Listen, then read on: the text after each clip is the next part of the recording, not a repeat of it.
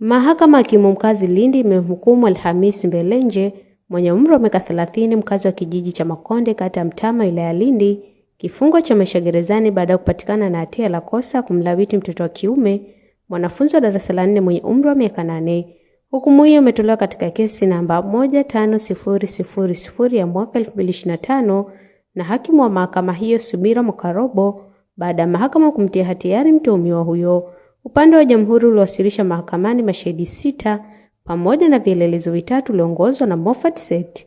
Katika maelezo yaliyowasilishwa mahakamani na upande wa mashtaka, ilielezwa kuwa mtuhumiwa huyo alikamatwa Disemba 23, 2025 baada ya mama mzazi wa mtoto kumgundua mwanae akiwa anatokwa na uchafu sehemu haja kubwa wakati alipokuwa akimwogesha. Hali hiyo ilimpelekea mama huyo kumhoji mwanae kwa kina, ambapo mtoto huyo alimtaja mtuhumiwa Alhamisi Mbelenje na kueleza kuwa tukio la kwanza lilitokea wakati alipokuwa akiwinda ndege kichakani.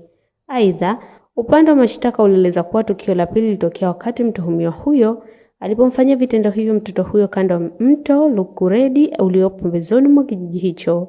Baada ya kupitia mashahidi, vielelezo vilivyowasilishwa pamoja na maelezo mengine ya kesi, mahakama ilimkuta Alhamisi Mbelenje na hatia na kumhukumu kifungo cha maisha gerezani.